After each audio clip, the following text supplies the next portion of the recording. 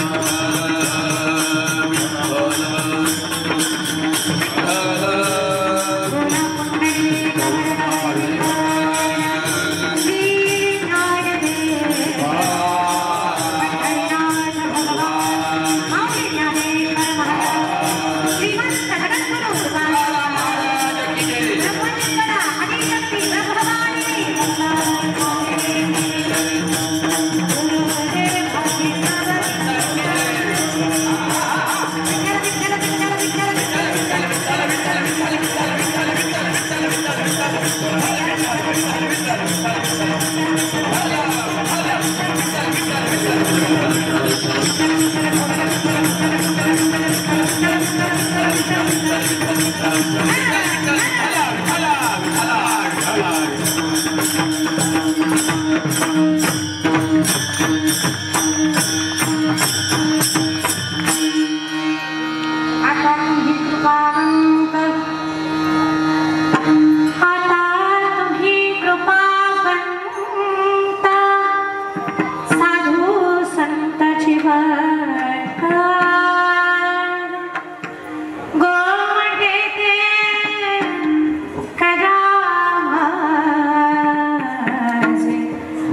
भार मुझे तुम्हासी वंचिले ते पाया पासे वंचिले ते पाया पासे नाही यासी वेगळे गोवटे ते करावासे भार मुझे तुम्हासी तुका म्हणे सोडिल्या गाठी तुका म्हणे सोडिल्या गाठी दिली मिठी पायासी कोवटे ते करावासे भार मुझे तुम्हासी विठ्ठल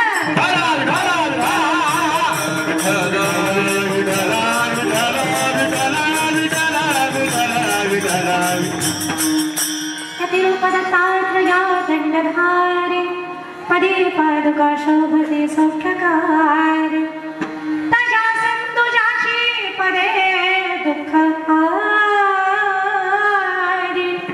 तुहा वीण दत्ता मला कोण तारी महायोग पीठे तटे भीमरथ्या वरं पुंडरीकाय दातुं मुनिं त्रयैः समागत्य तिष्ठन्तमानन्दकन्दं परब्रह्मलिङ्गं भजे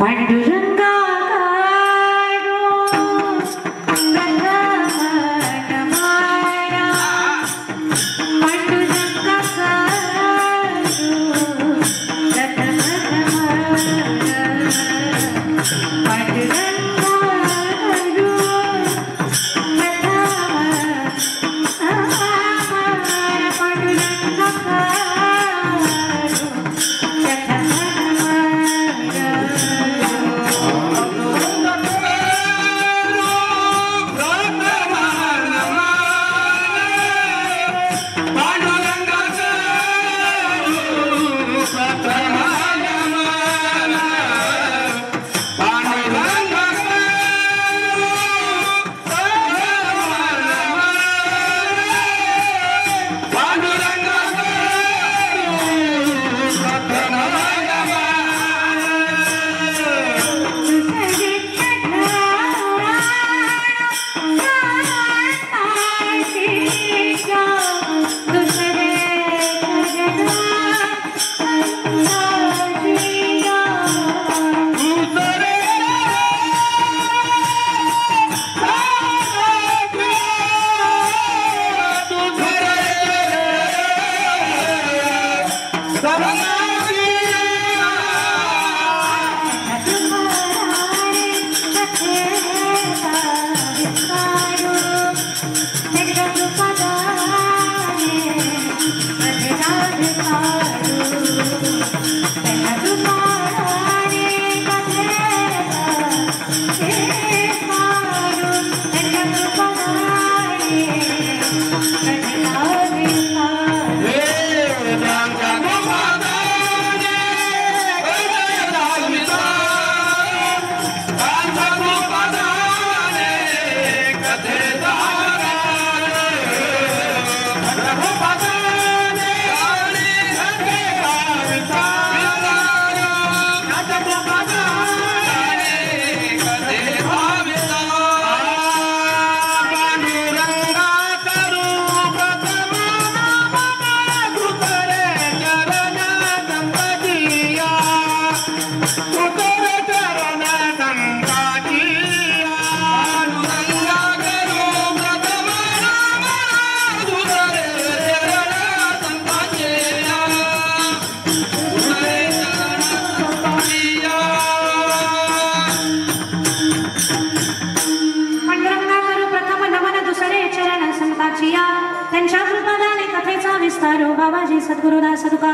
चयांचे केली स्मरण होय सकल विद्यांचे अधिकरण तेची बंधू श्री चरण श्री गुरुंचे ते नमस्कारुनी आता अलंकापुरी रम्य सिंहासनस्थं पदाम्भोज तेजं स्फुरति प्रदेशं विधिन्द्रादिदैवं सदा स्तूयमानं समाधिस्थमूर्तिं भजे ज्ञानदेवं नमामि सद्गुरुं शान्तं सच्चिदानन्दविग्रहं पूर्णब्रह्म परानन्द नीशमानन्दिवल्लभम् ॐ नमो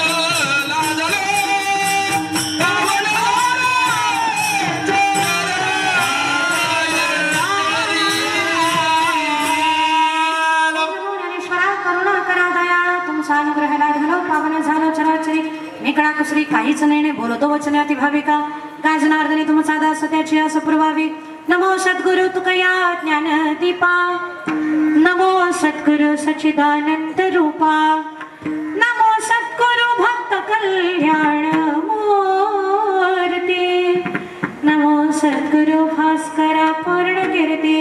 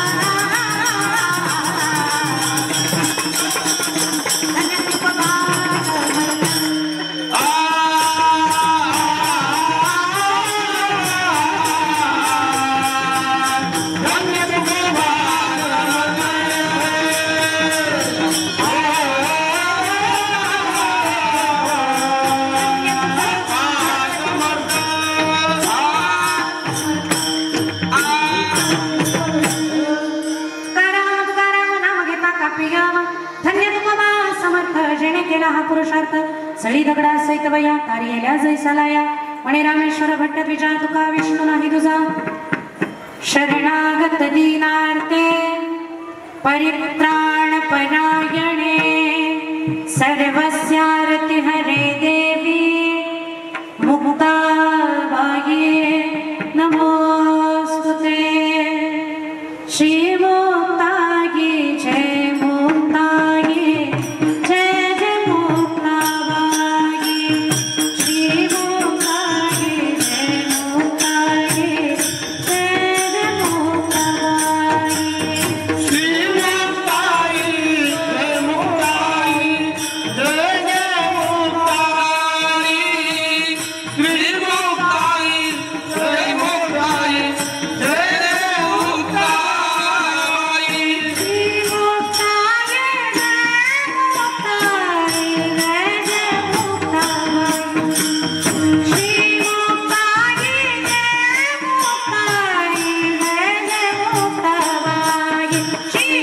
मुक्ताई जय जय मुक्ताबाई। श्री मुक्ताई जय मुक्ताई जय जय मुक्ताबाई।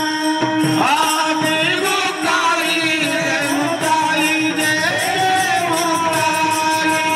श्री मुक्ताई जय मुक्ताई जय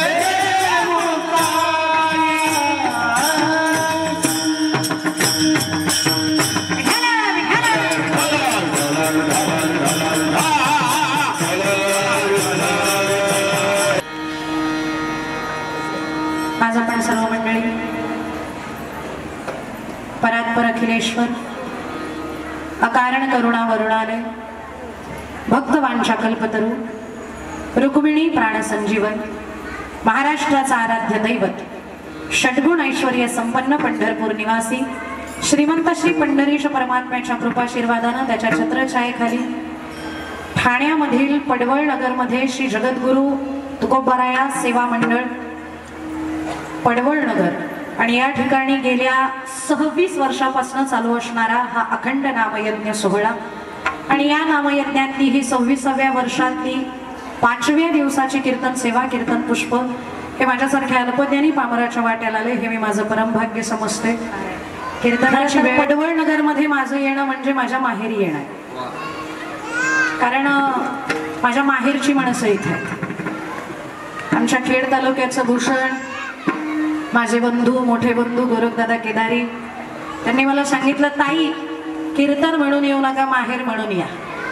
आता जर माहेर म्हणून आले तर कीर्तनही मी माहेर वाशिन म्हणूनच केलं पाहिजे आणि माहेर वाशिन कशीही वागली तरी माहेरची लोक तिला सहनच करावं, लोकांना सहनच करावं लागतं तिला। तसं मी जरी 12 वाजवले तरी तुम्हाला सहनच करावं लागेल म्हणल्यावर पाठीमागच्या मिनिटात बरं झालं मागं बसलो, कडेकडे न जाता। मी कीर्तनकार आहे आणि त्यातली त्यात परंपरेची पाईक असल्या कारणानं मी फार वेळ करणार नाहीये, पण गोरखदादा कीर्तन हे घरगुती पद्धतीनंच होईल। फार चिंतन आणि फार अवडंबर मला फार येतं, ज्ञानाचा आभास असं काही दाखवणारं कीर्तन नाहीये। अगदी माहेर वाशिणीसारखं कीर्तन करणाऱ्या गोरखदादांनी या ठिकाणी मला निमंत्रित केलं म्हणून त्यांचे ऋण व्यक्त करते। आणि इथं आल्यानंतर खरं तर मला असं वाटलं होतं जागा गाडी लावायला नाही, माणसं बसायला कुठून जागा असेल, पण आत आल्यावर कळलं बाहेरनच फक्त जागा नाही दाखवतात, आतमध्ये भरपूर आहे। आणि असं भलं मोठं हे पटांगण, भलं मोठं हे प्रांगण आणि त्याच्यामध्ये इथं जमलेली ही सगळी गंधर्व सभा सगळ्यांच्या चरणी नतमस्तक होते। आणि महत्वाचं म्हणजे अरे बापरे वा वा वा, गर्दी पण आहेत, दर्दी पण आहेत आणि माझ्यावर प्रेम करणारी विशेषत्वानं आज इथं खेड तालुक्यातली, मावळ तालुक्यातली, मुळशी तालुक्यातली, अगदी महाड तालुक्यातली, रायगड तालुक्यातली अशी सगळी घाटी घाटाखालची अशी सगळी एकत्र इथं माझ्यासाठी आलेली आहेत। म्हणून सगळ्यांच्या चरणारविंदाशी नतमस्तक होते आणि थेट आता कीर्तनाला सुरुवात।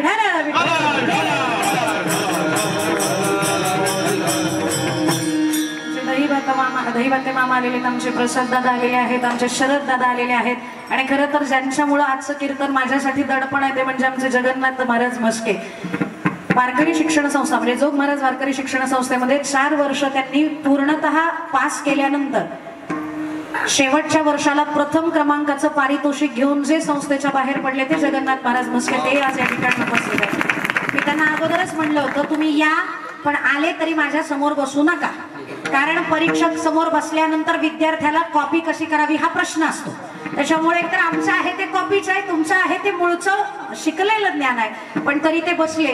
त्याच्यामुळे मी आता धडपडत का होईना धड असं कीर्तन पडत पडत करण्याचा प्रयत्न करेन.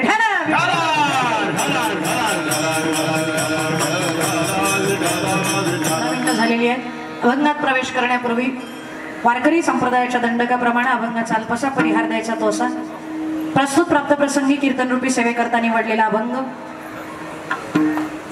महाराष्ट्र सारस्वताला ललांभूत ठरणारं साहित्य ज्यांच्या मुखारविंदातून निघालं, वारकरी मायबापांच्या कर्णकुहरांमध्ये ते अमृत लहरींसारखं बरसलं, ज्यांच्या स्वतंत्र प्रतिभेला तत्कालीन सकल संतांनी पंचम वेद अशी मान्यता दिलेली आहे, ज्यांना अष्टावलीमध्ये ज्ञानी अमरेंद्र, बोधामृत चंद्र, ऐश्वर्य समुद्र, चैतन्य भूषण, पाषांड दूषण, कथामृत अशन, जिजाई रमण असं म्हणलं जातं.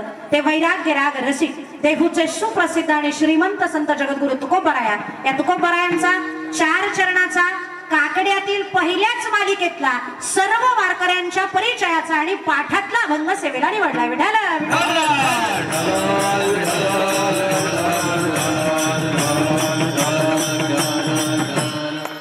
अभंग खरं तर बदली झालाय. घ्यायचा होता एक, विचार करून आले होते एकावर आणि ऐन वेळेला कळलं इथं झालाय तो, पण म्हणलं चला ठीक आहे थोडंसं अभंग बदली करूयात.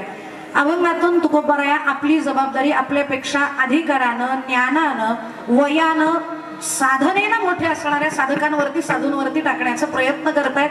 कारण परमार्थ करत असताना परमार्थ सगळ्यांना झेपेल असं नाही. परमार्थ रुजवण्याचं काम संतांनी केलेलं आहे, फुलवण्याचं काम आपल्याला करायचं आहे. पण प्रत्येकाचाच परमार्थ फुलेल असं नाही. मग नाही फुलला तर काय, मग खत पाणी घालायला संतांना सांगावं लागतं, त्यांना म्हणावं लागतं तुम्ही सनकाधिक संत म्हणविता कृपावंत एवढा करा, आमच्यावर उपकार करा, आमचा नमस्कार देवाला सांगा. का? कारण आमचा वेल अजून गगनावैरी गेलेला नाही, आम्हाला म्हणता येत नाही. इवलेसे रोप लावेले द्वारी त्याचा वेलू गेला, मोगरा फुलला तर हे फार पुढचं आहे. म्हणून आजपासून माझी जबाबदारी तुमच्यावरती आहे. आजपासून म्हणजे कधीपासून? तुकोबराया विशेषत्वानं वर्तमान काळात जगणारे संत आहेत. तुकोबराया आता या बोलाचा प्रयोग या अभंगामध्ये करतात. आता म्हणजे केव्हा? लग्न झाल्यानंतर, दुष्काळ पडल्यानंतर, मुलं झाल्यानंतर, संसारात सुख नाही हे कळल्यानंतर कधी तुकोबराया प्रेरित झाले संतांवरती जबाबदारी टाकायला? खरं पाहायला गेलं तर या संसारामध्ये प्रत्येकाच्या आयुष्यात चटके बसल्यानंतर माणूस संसारापासून परावृत्त होतो. एकतरी वेळ अशी आयुष्यात येते, एकतरी क्षण असा संसारात येतो की माणसाला असं वाटतं आता बास, संसाराच्या तापलो मी देवा. मुक्ताबाईं सारख्या अधिकारी असणाऱ्या संत सुद्धा काय म्हणतात माहितीये का? देवा जन्माला आले खरं, पण हा सासरू असंच माग लागला रे माझ्या, उबगले सासरी आता माझ्या माहेरासी न्यावो, सोडाय वाढा जाच तुमच्या पाया पडते हो, सोडाय वाढा जाच तुमच्या पाया पडते हो, उबगले सासरी आता मला माहेरासी न्यावो, उबगले सासरी आता मला माहेरासी न्यावो. या त्रिविध तापानं आतापर्यंत कुणाला सोडलेलं नाही. आणि ज्या वेळेला तुकोबराया म्हणतात मग चिंता प्रणवता निर्माण झाली, चिंता निर्माण झाली, आता कोण मला पार करणार, कोण माझी जबाबदारी घेणार? आधी मार्गदर्शन करायला माणूस मोठा असावा लागतो आणि त्यातली त्यात तो अधिकारी असावा लागतो, तो ज्ञानसंपन्न असावा लागतो, तो योगभ्रष्ट असावा लागतो, त्याला सर्व काही माहिती असावं लागतं. आणि या कलियुगामध्ये संतच एकमेव असं तत्व आहे जे आपल्यासाठी इथं आलेले आहेत. शोधून ये घ्या आले संत हिताहिता जगाचे, शोधून आले संत हिताहित जगाचे, जगाच्या कल्याणा संताच्या विभूती देह कष्टभीती परोपकार, येथे उपकारा आले घर जा. येण्याचं काही प्रयोजन नाही, फक्त आपल्यासाठी संत या ठिकाणी आलेले आहेत आणि चिंता निर्माण झालेल्या माणसाला उपदेश करण्यासाठीच आलेले आहेत. खरं तर कोणीतरी कुणाला तरी काहीतरी सांगणं याला उपदेश म्हणत नाही. कोणीतरी कुणाला तरी काहीतरी सांगण्याचे 4 प्रकार भामती नावाच्या शास्त्रानं आपल्याला सांगितलेले आहेत. कोणीतरी कुणाला तरी काहीतरी सांगण्याचे 4 प्रकार, व्यवस्थित ऐका. आज्ञा, अनज्ञा, अभ्यर्थना आणि उपदेश. पहिला प्रकार सांगितलेला आहे तो म्हणजे आज्ञा. मोठ्यानं बारक्याला करायची ती आज्ञा. दुसरी आहे अनज्ञा, बारक्यानं मोठ्याला विनंती वजा करायची ती अनज्ञा. तिसरा आहे अभ्यर्थना, बारक्यानं मोठ्याला लढीवाळपणात करायची ती अभ्यर्थना. आणि उपदेश हा मोठ्यानं बारक्याला करायचा आहे. याच्यामधले दोन प्रकार जर तुम्ही नीट ऐकले असतील तर तुमच्या लक्षात येईल. आज्ञा करणारा पण मोठा आहे आणि उपदेश करणारा पण मोठा आहे. मग आज्ञा करणारा मोठा, उपदेश करणारा मोठा. मग आज्ञा आणि उपदेशामध्ये अंतर काय? एकच छोटंसं अंतर आहे, बारकाईनं ऐकलं तर कळेल. आज्ञा करणारा मोठा आहे, उपदेश करणारा मोठा आहे, पण आज्ञा करणाऱ्याला बारक्याचं हित व्हावं ही जबाबदारी नाही, पण उपदेश करणाऱ्याला मात्र बारक्याचं कल्याणच झालं पाहिजे ही जबाबदारी आहे. आणि म्हणून जबाबदारी स्वीकारतात ते संत. म्हणून कलियुगात मोठं कोण हे नामदेव महाराज त्रिकाल वाची सांगतात. साधू थोर जाणा, साधू थोर जाणा, साधू थोर जाणा, साधू थोर जाणा, साधू थोर जाणा,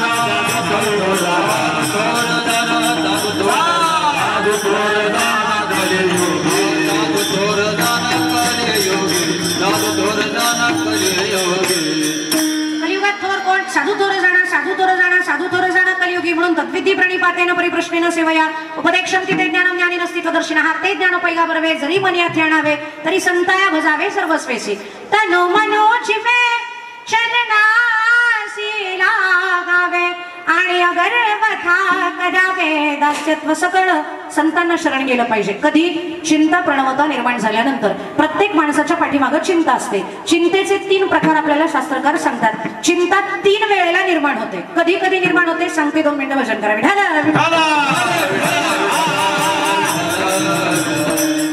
उत्कर्षाची चिंता, सद्यस्थितीची चिंता आणि अधपतनाची चिंता. पहिली चिंता आहे ती म्हणजे उत्कर्षाची चिंता. सध्या मला महिन्याला 50,000 येतात. माझं सांगत नाही, मी उदाहरण सांगते. मला सध्या महिन्याला 50,000 येतात. 50 चे 1 लाख झाले पाहिजे ही जी चिंता आहे ना तिला उत्कर्षाची चिंता म्हणतात. दुसरी चिंता आहे सद्यस्थितीची चिंता. 50 चे लाख नाही झाले तरी चालतील पण मरेपर्यंत 50 तरी आले पाहिजे ही सद्यस्थितीची चिंता. आणि अधपतनाची चिंता म्हणजे 50 चे 5 जर झाले तर माझं अधपतन तर होणार नाही ना, ही अधपतनाची चिंता. परमार्थातही ही चिंता लागून असते. पहिली चिंता उत्कर्षाची. परमार्थामध्ये प्रवेश केलेला साधक सुरुवातीला त्याला काहीच येत नसतं, पण माझी प्रगती व्हावी ही इच्छा असणं म्हणजे उत्कर्षाची चिंता आहे. तुकोबराय बाकीच्या संतांना बघून ही चिंता व्यक्त करतात. कैसी दशा येईल माझे अंगा चित्त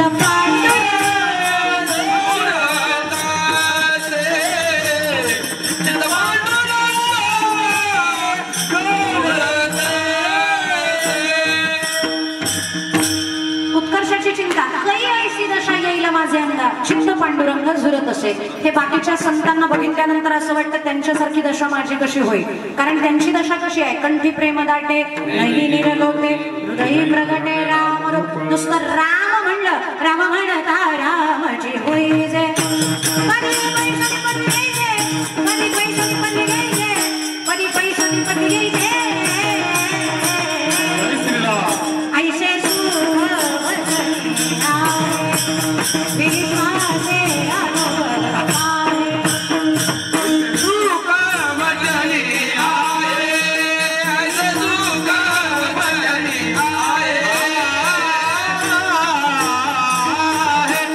समाजामध्ये काही काही साधक असे असतात, त्यांच्या समोर एखाद्या भगवंताचं नाम घेतलं ना, राम म्हणता आपण अजून कशातले नाही. राम म्हणता रामाची होईजे, तसं विठ्ठल म्हणता विठ्ठलाची होईजे. कीर्तनकार किमान 100 वेळेला तरी कीर्तनात असं म्हणत असेल असं म्हणते. हो, 100 वेळेला तरी म्हणत असते. पण आतापर्यंत कोणी विठ्ठल रूप झालेलं मी बघितलेलं नाही. नाम उच्चारिता कुंठी पुढे उभा जगलेली अशी अवस्था अजून आपली नाही. मग ही अवस्था माझी कधी येईल? म्हणून काही ऐसी दशा येईल माझ्या अंगा चित्त पांडुरंगा झुरत असे. ही उत्कर्षाची चिंता आहे. देवा परमार्थ वाढला नाही तरी चालेल, पण आहे तो मरेपर्यंत टिकला पाहिजे. मरेपर्यंत माझ्या शरीरानं हेच करावं. काय? येणे मुखे तुझे याची मज प्रेम कान भरोनी या ऐकेन लोकांची निंदा. नाही ना, आपलं तेच चालू आहे म्हणून म्हणलं विचारून घ्यावं. कान भरून या ऐकेन तुझी कीर्ती, हे माझं विश्रांती. बाहेर अंगी टाळी नाचे उदास, हे देई हातास आणि तुका म्हणे माझा सकळ देह भाव. आणि का नको ठावं, मरेपर्यंत हेच असलं पाहिजे देवा, ही सद्यस्थितीची चिंता. आणि अधपतनाची भजन बंद तर पडणार नाही ना. तुकोबारायांना नामाचा इतका ध्यास लागला होता आणि ते म्हणतात ना, तळमळी चित्त घातले खापरी फुटतसे परी लाहीची या. तुकोबारायांना भीती वाटायला लागली, बंद तर पडणार नाही, बंद तर पडणार नाही ना, बंद तर पडणार नाही ना. सप्ता करणाऱ्यांच्या सुद्धा अंतकरणात अशी धास्ती असते, चालू तर झालंय बंद तर पडणार नाही ना. कारण सप्ता करणं आत्ताच्या घडीला सोपं नाहीये. प्रत्येकाच्या अंतकरणात ही धास्ती असते, अधपतनाची चिंता. म्हणून तुकोबारायांनी स्वतःच्या वाणीला अशी सवय लावून घेतली होती की क्षण न विसंबे सर्वथा, आण तुझी पंढरीनाथा. क्षण सुद्धा देवा तुझ्याशिवाय घालवणार नाही, अखंड तुझं भजन करणार आहे. क्षण सुद्धा विसंबत नव्हते. काही काही वेळेला तर तुकोबांना भीती वाटायची, कारण परसाकडे गेल्यानंतर सुद्धा भजन व्हायचं. आणि मग तुकोबा स्वतःलाच दोष देत म्हणतात, माझी मज झाली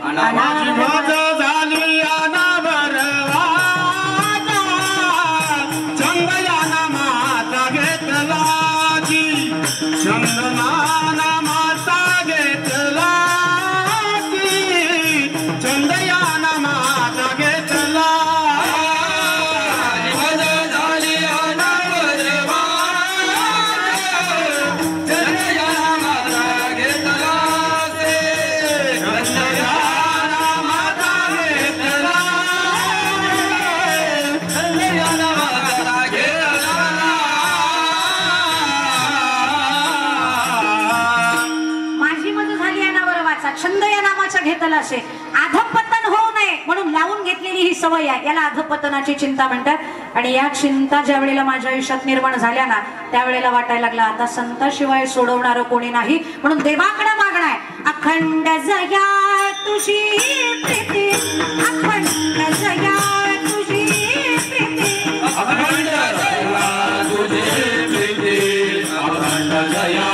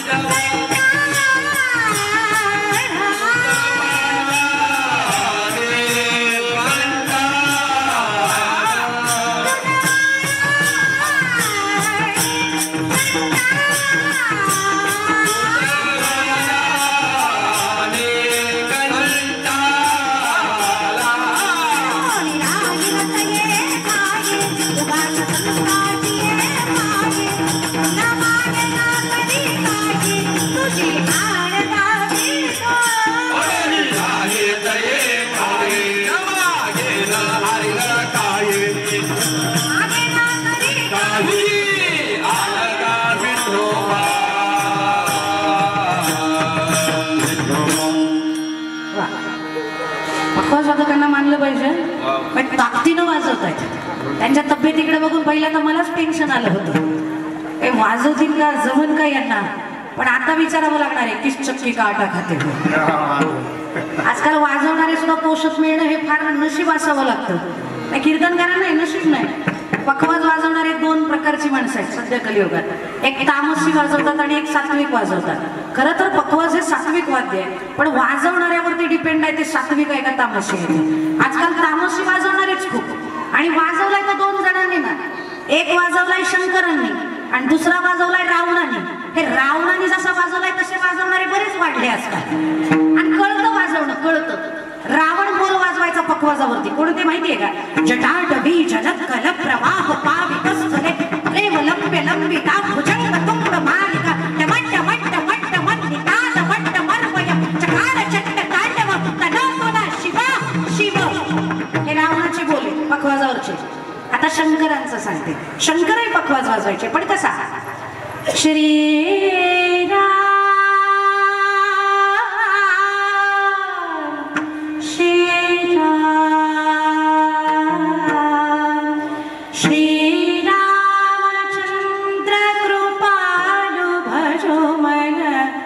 हरण भाव भया दारुणं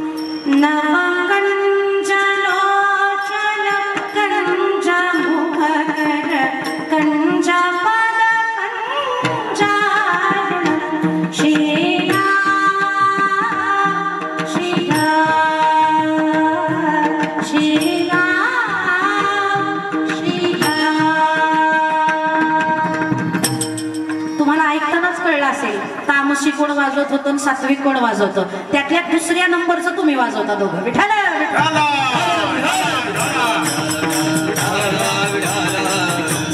अखंड जाया तुझी प्रीती, मज देता याची संगती, मग मी कमळापती तुझं बाण आणि कंटाळा पडून राहील काय ठाई, उगाच संताचे पाय न मागे न करी काही तुझे आण का विठोबा. त्या संतांचा संग दे. का? कारण संत ज्याच्या आयुष्यात आले ना त्याला आयुष्यात काहीच कमतरता पडत नाही. आणि खरं सांगू, सुख मिळवायचं असेल ना तर संगत महत्वाची असते बरं का. तुम्ही कोणाच्या संगतीत राहता याच्यावरनं तुमच्या लाईफची व्हॅल्यू डिसाईड होत असते. पावसाच्या पाण्याचा थेंब जर गरम तव्यावर पडला ना तक्षणात त्याची वाफ, तोच पावसाच्या पाण्याचा थेंब गटारात पडला ना तर लोक कडेनं जाताना नाकाला रुमाल लावतात. तोच पावसाच्या पाण्याचा थेंब जर कमळाच्या पाकळीवर पडला तर दवबिंदू बनतो. आणि तोच पावसाच्या पाण्याचा थेंब जर स्वाती नक्षत्रात शिंपल्यात पडला ना तर तो मोती बनून मिरवतो. थेंब तोच आहे, फक्त त्यानं संग कुणाचा केला याच्यावरनं त्याची व्हॅल्यू डिसाईड होणार आहे. तसं आपण कुणाच्या बरोबर राहतोय ते तपासा. कारण जशी संगतीची माणसं तशी कळलं. कारण लोकांच्या बोलण्यात ऐकलेलं आहे. आजकाल लोक कीर्तनकाराच्या म्हणजे कीर्तनाला आल्यानंतर श्रद्धेनं कीर्तन ऐकत नाहीत, चिकित्सेनं कीर्तन ऐकतात.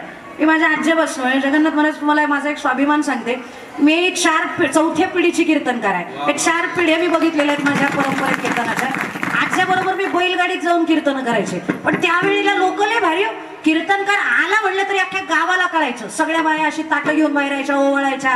रस्त्याला अख्खी फुलं टाकलेली असायची. फुलं नसली तरी किमान सडा रांगोळी तरी असायची, पाणी टाकलेलं असायचं. कीर्तनकाराला की कोण त्याच्या पायावर पाणी घालतंय, कोण त्याला ओवळतंय, कोण चहाला देतंय, कोण गुळाचा खडा देतंय, कोण पाणी देतंय. आणि वाईट अवस्था सध्या चालू झालेली आहे. पण त्या काळात लोक जी कीर्तनकाराचं कीर्तन ऐकायची ना प्रचंड श्रद्धेनं ऐकायची.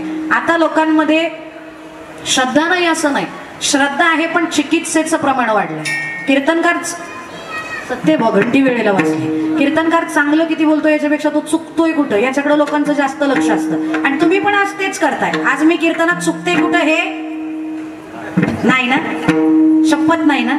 मायका बरं का. 91 9 2 18 9 3 27 9 4 36 9 5 55 9 7 54 9 7 63 9 8 72 9 10 90. बरोबर म्हणले ना मी पाडा? बरोबर म्हणले ना? काय राहिलं? आ राहिलं का?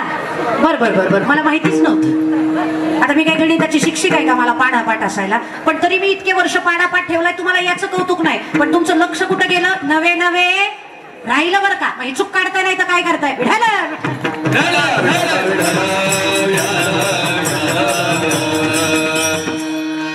वकील होता होता राहिले म्हणून तर चांगले चुकतात. आम्ही चुकलो ना तर मान्य करायला शिका. चांगले चुकतात असं का म्हणले त्याचं कारण सांगते. एके ठिकाणी 10व्याच्या प्रवचनाला गेले होते. आता करत नाही मी. 2023 मध्ये संकल्प केलाय 10व्याची प्रवचनच करायची नाही. आणि त्याला पण कारण आहे. पूर्वीच्या काळी साधू मेला, महात्मा गेला, वारकरी गेला तर 10व्याला प्रवचन असायचं. आजकाल कोणाच्याही 10व्याला प्रवचन, कोणाच्याही 10व्याला कीर्तन. अवघड कार्यक्रम झालाय. एके ठिकाणी 10व्याच्या प्रवचनाला गेले, हळूच एक कानापाशी येऊन कार्यकर्ता म्हटला, ताई तुम्ही असल्याच्या प्रवचनाला कसं काय आल्या? म्हटलं असल्याच्या म्हणजे अहो म्हणे तो पिऊन पिऊन दारू पिऊन पिऊन त्याचं लिव्हर खराब होऊन तो मेलाय आणि तुम्ही त्याच्या 10व्याच्या प्रवचनाला. अहो म्हटलं तेव्हा अगोदर तरी प्रवचनाच्या सांगायचं तो असला होता. कारण मी श्रद्धांजली वाहताना पटकन बोलून गेले ना, ते ज्या मार्गाने गेले त्याच मार्गाने चालण्याचा प्रत्येकानं प्रयत्न करावा. हीच भावपूर्ण श्रद्धांजली त्यांच्या चरणी सादर समर्पित करते. वाटवळ व्हायचं ना माऊली त्याच्या मार्ग. तेव्हा मस्त कानाला खडा लावला. जायचंच नाही भाऊ कोणाच्या 10व्याला. पण एकदा गेले होते त्याच्या आधी प्रवचनाला गेले कावळा शिवला. आणि कावळा शिवल्यावर प्रवचन करायला प्रवचन बंद करायचं असतं. मग एक जण श्रद्धांजली व्हायला उठले आणि ते पटकन बोलता बोलता बोलले ना, काकस्पर्श झालेला आहे. ताईंचं प्रवचनही झालेलं आहे. प्रवचन झाल्यानंतर आणि काकस्पर्श झाल्यानंतर अधिकचं बोलणं उचित नाही. ताईंच्या आत्म्याला चिरशांती लाभो ही भगवचरणी प्रार्थना करतो आणि माझी 2 वाक्य संपवतो.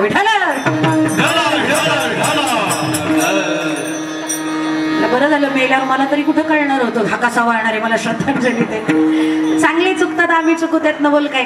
पण थोडंसं गृहीत धरत चला. त्याच्यामुळे काही चुकायला नको याची मी थोडी दक्षता घेत असते. पिणाऱ्याच्या संगतीत जर जाल तर तुमचा कधी सन्मान होणार नाही. पडवळ नगर मध्ये असं कधी होईल का? पडवळ नगर मधल्या अट्टल पिणाऱ्याचा जाहीर सत्कार नाही होणार का? हे गटारात पडलेले पाण्याचे थेंब आहेत आणि गटारातच असतात. त्याच्यामुळे अशांच्या संगतीत जाऊ नका. आणि अशांच्या संगतीत कोणीच जाऊ नये. त्यांच्याशी संभाषणही करू नये आणि त्यांना सुधरवण्याचाही प्रयत्न करू. मी एकदा हा करून बघितलाय म्हणून सांगते. पुण्यामध्ये व्यसनमुक्ती संघाचा कार्यक्रम होता आणि मला प्रमुख पाहुणे म्हणून बोलवलं होतं. म्हणलं माझ्या 50 पिढ्यामध्ये मला आठवत नाही कुणी पिलेलं, मला कशाला प्रमुख पाहुणे म्हणून. म्हणे ताई त्या बेवड्यांच्या बायका पण येणार आहेत आणि त्या फार सज्जन असतात. बेवड्याची बायको ही खरोखर सुंदर आणि सज्जन असते, पण हे दुर्दैव आहे तिचं, बुवाला बायको कधीच चांगली मिळणार नाही आणि बुवाला मात्र नको बोलायला, आली असं तर कुठाला व्हायचं बुवाच्या बायका. तो बिचारा आपला टाळ कुटतो, भजन करतो, कीर्तन करतो, तरी दार उघडताना ती म्हणते आला वाटतं टाळ कुठं, स्वतः झोपत नाही, मला झोपू देत नाही. हे आमची नशीब आहे. आणि बेवड्याची बायको तो कुठं पडलाय, बेरात्रीची फिरते आणि तो जिथं पडला असेल ना त्याला उचलून, हो बिचारी घरामध्ये लेकराला म्हणते बाळा तू एका साईडनं हो, मी एका साईडनं हो, ते उचलून आणते पण त्याचा संसार करते. आणि वरनं हे म्हणते माझा नवरा चांगला आहे, संगत चांगली नाहीये.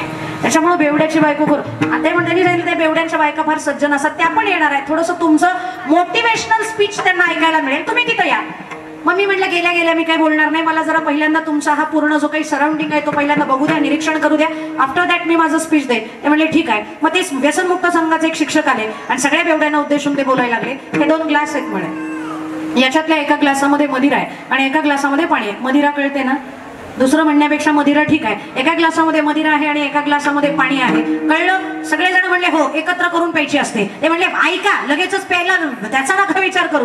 त्यांनी 2 गांडूळ काढले, त्या मदिरेमध्येही गांडूळ टाकला, म्हणजे दारूतही गांडूळ टाकला आणि पाण्यातही गांडूळ टाकला. पाण्यातला गांडूळ चांगला तरंगायला लागला, 1 सेकंद तो थोडासा त्यानं झटका मारला पण चांगला तरंगायला लागला, तर पोहायला लागला. पण दारूतला गांडूळ काही मिनिटानंतर तडफडून मेला. आणि मग 15 मिनिटांनी त्यांनी 2 ग्लास समोर केले. हे पाहिल्यानंतर तुम्हाला काय वाटतं? हे पाहिल्यानंतर एक कसा बेवडा उठला, घामाघूम झाला होता, त्यानं चेहरा पुसला आणि डबडबलेला चेहरा पुसता तो म्हणला सर मला काहीतरी बोलायचंय. ते म्हणले बरं झालं एक सुधारला तरी सुद्धा सेशन आमचं सार्थकी लागलं. बोल म्हणे, बोल काय कळलं तुला? त्यानं सांगितलं सर पाण्यात पडलेला गांडूळ चांगला तरंगला, पण दारूत पडलेला मात्र तडफडून मेला. म्हणजे पोटातले किडे मारायचे असतील तर दिवसातनं 1 तरी ग्लास दारू पिलीच पाहिजे.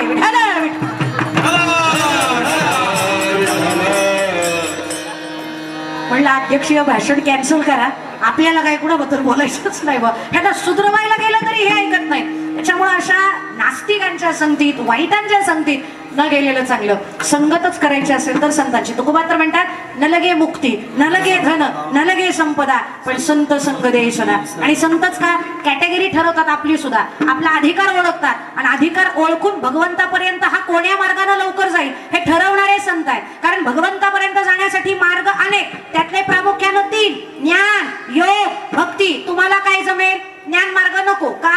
ज्ञान मार्गाने जाणारा अधिकारीच असावा लागतो. तिथं अधिकार तैसा दावियेला मार्ग. आणि अडचण काय माहितीये का?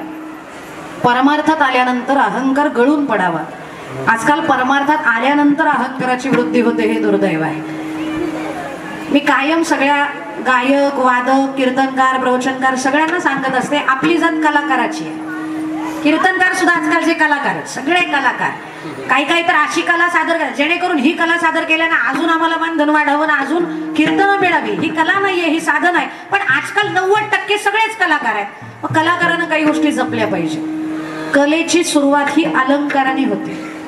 कलेची सुरुवात ही अलंकाराने होते, पण त्यात जर अहंकार आला ना तर ती कला तुमच्या नाशाला कारणीभूत ठरते. आणि जर त्या कलाकारानं त्या कलेची साधना विनम्रतेनं केली ना, प्रेमपूर्वक केली ना, तर ती कलाच तुम्हाला कालांतरानं अलंकार पदापर्यंत पोहोचवते. पण त्यासाठी अहंकार जाणं गरजेचं आहे. आणि अहंकार गेला तुका म्हणे देव झाला. पण त्यासाठी अहंकार विहीन जगलं पाहिजे. आणि ज्ञानामध्ये तुम्ही पडले की लोक तुम्हाला मान देतात.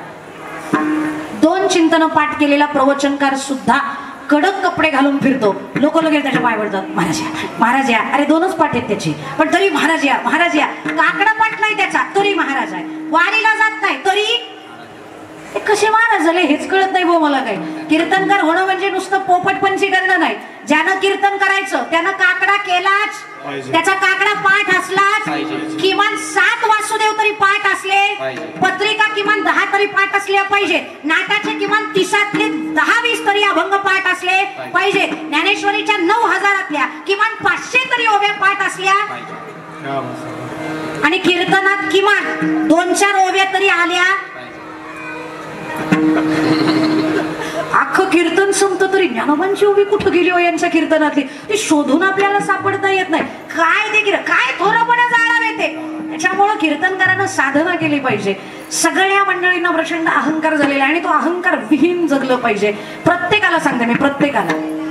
ज्ञान आलं की लगेच लोक मान देतात, मान आला की अभिमान आला, आणि अभिमान आला की नरकातलं तिकीट बुक झालं. तू काय म्हणे नरकी घाली अभिमान, जरी होय ज्ञान गर्भताठा. तुको बराय घाबरतात आणि हात जोडून सांगतात नको ब्रह्मा ज्ञान आत्मस्थिती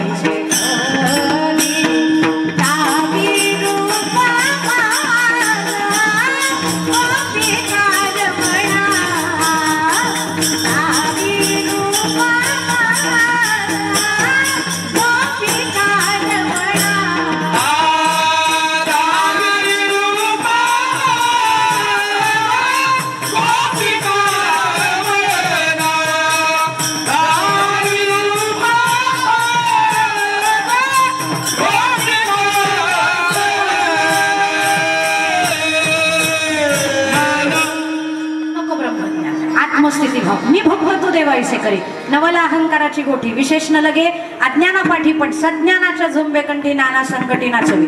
नको ज्ञान. ज्ञानोबा आणि साधे ज्ञानी नाही, ज्ञानोबांचं ज्ञान नाथांनी वर्णन केलंय. ज्ञानी ह्याचा शिरोमणी वंद्य जो का पूजा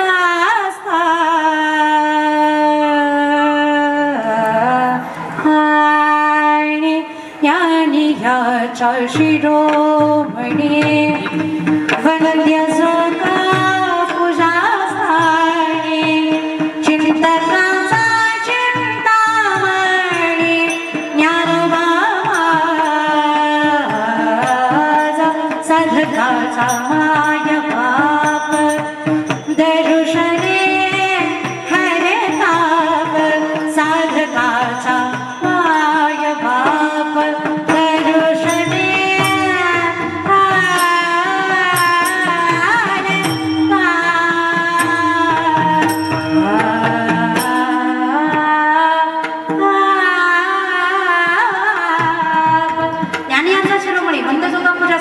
चिंतकाचा चिंतामणी ज्ञानोबा माझा.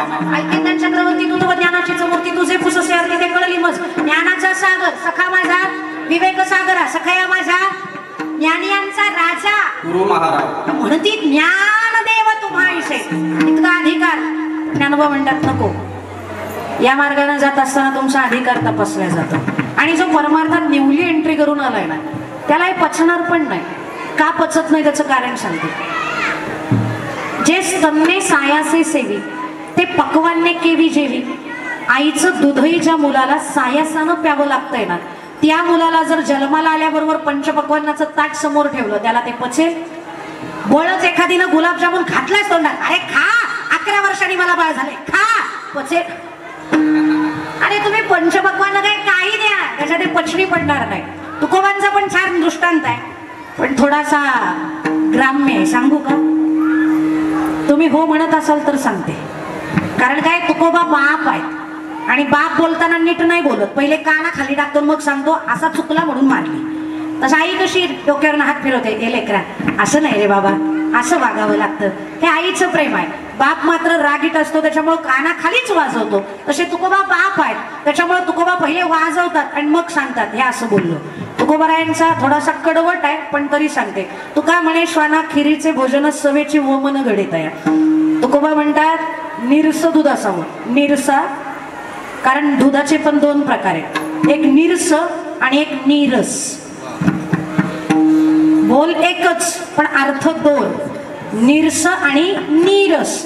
आपल्याकडे असतं ते भैयाचं आणि ते सगळं नीरस असतं. आणि मला कोणी भैया नाही आहेत ना, आता ते म्हणजे नूतर खाली तुझ्याकडे बघतो असं काही व्हायला नको बा. नीरस दूध आपल्याकडे मिळतं, पण नीरस दूध असावं, कोरं दूध असावं, चुलीवर तापवायला ठेवावं. त्याच्यात काजू, बदाम, मनुके, पिस्ता, चारोळे, पिठी साखर सगळं टाकावं, केशर टाकावी आणि मग थोडीशी ते मिश्रण थोडंसं घट्ट झालं की त्याच्यात शेवया टाकाव्या. ती तयार काय झाली? मला वाटलं या म्हणती तुम्ही खीर म्हणले म्हणजे किचन मध्ये जाणं होतंय कधी मधी. तयार झाली खीर. खीर घरातल्या सगळ्यांनी खाल्ली, पण तरी खीर शिल्लक राहिली. शिल्लक राहिलेली खीर जर घरमालकानं दरवाजात आलेल्या कुत्र्याला टाकली ना, तर कुत्रं खाताना आवडीनं खातं, पण 15 मिनिटाच्या आत उलटी करून काढतं, कारण कुत्र्याला खीर पचत नाही. तसं तुकोबा म्हणतात हे जे ब्रह्मज्ञान आहे ना, ते खीरी इतकं उच्च दर्जाचं आहे, पण ते अधिकाऱ्याला पचतं.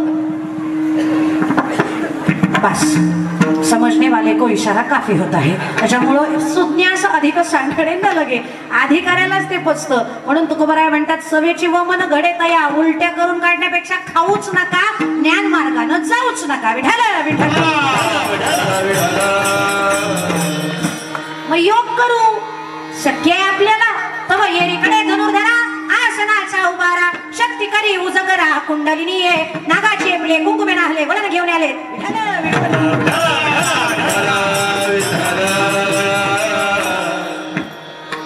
परत पहिल्यापासून ओव्या म्हणते, तव येरीकडे धनुर्धरा, आसनाचा उभारा, शक्ती करी उजगरा, कुंडलिनी ये, नागाचे आपले कुंकुमे नाहले, वळण घेऊन आले. सेदे जैसे तैशी ते कुंडलिनी मौटक्या उठवणी, अधोमुख सरपणे निजायली जैसी, विद्युल्लतेची वेडी, वनिज वाळाची घडी, पंधरयाची चोखडी घोटी वजायची, तैशी सुबुद्ध आटली, पुटी होती ताटली, वज्रासने चिमुटली सावध होय. ते तर नक्षत्र जैसे उलंडले, सूर्याचे आसन मोडले, तेजाचे बीज विरुढले अंकुरेशी, तैशी वेढिया ते सोडती, कवतिके अंग मोडती, कंदावरी शक्ती उठली दिसे.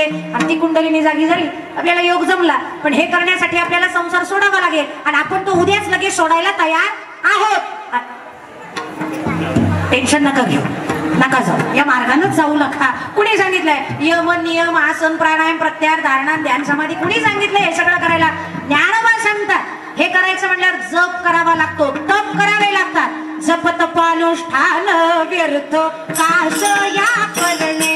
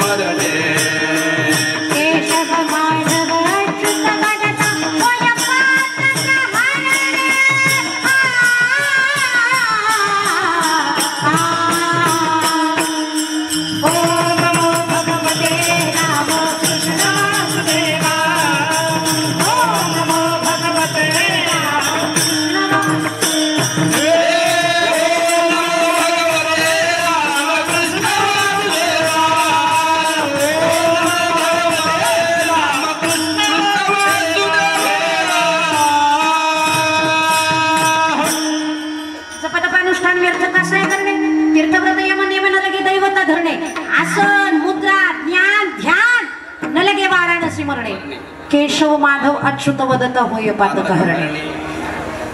तूप साखरानं रोग जात असेल तर नाही कडुलिंबाचा पालन कोरफड खाऊनच घालवी असं म्हणणारा वेडा नाही का? अरे जातोय ना तूप साखरेनं, गोडीत रोग जातोय, कशाला कडवट तोंड करून घेतोय? तसं सहज सुलभ देव असताना काय गरज आहे योगाच्या फंद्यात पडायची? योग मार्गाने जाऊ नका. आमचे संत योगी नाहीत असं अजिबात समजू नका. माझी माऊली ज्ञानराज माझी योगाची माऊली प्रगट केली.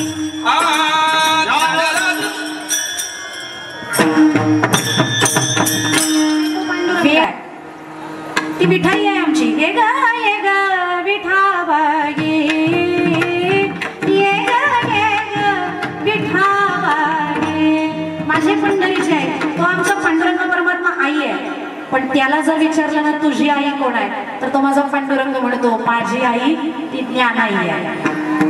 ज्ञानराज माझी अनाथाची माय एका जनार्दनी पाय तसे देवाची माय देवाची आई म्हणजे ज्ञानोबा आहे. आणि ज्ञानोबा समाधी घेत आहेत, डोळ्यात देखत ज्ञानोबा समाधी घेत आहेत. काय तो प्रसंग माझ्या भगवंतावर ओढवत आहे. आई सांगून चालली आहे जातेवर करे बाळा. ज्ञानोबा निघालेत आणि देव रडायला लागले. देव रडायला लागल्यावरती मग मात्र रुक्मिणीनं विचारलं, ज्ञानोबा संजीवन समाधी घेत आहेत, संजीवनता कळते तुम्हाला माहिती आहे देवा? लय चिंतनाचा प्रकार ज्ञानेश्वरीमध्ये ज्ञानोबांनीच सांगितलेला आहे. पृथ्वी तत्व जलतत्वात समाविष्ट होतं, जलतत्व अग्नितत्वात समाविष्ट होतं, अग्नितत्व वायुतत्वात समाविष्ट होतं, वायुतत्व आकाश तत्वात समाविष्ट होतं.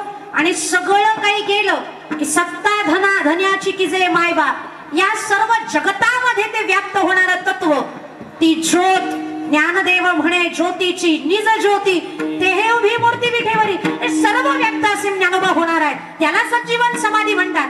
या जगामध्ये एक अशी जागा नाही जिथं माझे ज्ञानोबा वास करत नाही. जगात ज्ञानोबा राहतात का? कारण संजीवन समाधी आहे. म्हणाल तिथं ज्ञानोबा येतात, म्हणाल तिथं. विदर्भ रत्न ज्ञानेश कन्या गुलाबराव महाराजांचे डोळे नसताना सुद्धा अख्खी ज्ञानेश्वरी पाठ झाली. कुणाचं सामर्थ्य? माझ्या ज्ञानोबांचीच कृपा न. माणसावर आणि अंध माणसावर कृपा करावी नवल नाही. रेडा रेडा रेड्यामुखी वेद बोलविला, गर्व द्विजांचा हरविला, शांतिरूपी प्रगटला ज्ञानोबा माझा. रेड्यावरती कृपा करतात ते ज्ञानोबा किती मोठे.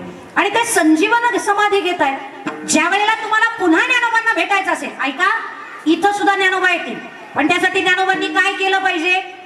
तुमच्या भक्तीला प्रसन्न झालं पाहिजे. आणि ज्ञानोबा तुमच्या भक्तीला प्रसन्न कधी होतील? ज्या वेळेला तुमच्या अंतकरणामधले सगळे विकार बाजूला जातील आणि शुद्ध अंतकरण निर्मळ अंतकरण होईल. त्यावेळेला ज्ञानोबा अंतकरणात तुमच्या येतील.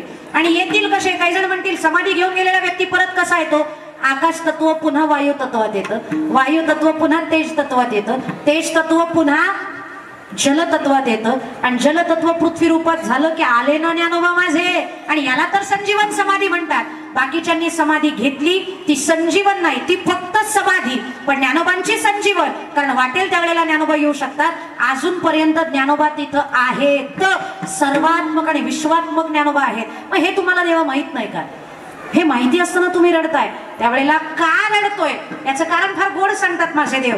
देव म्हणती रुक्मिणी हा एकची योगी देखिला नयनी हेची ज्ञान संजीवनी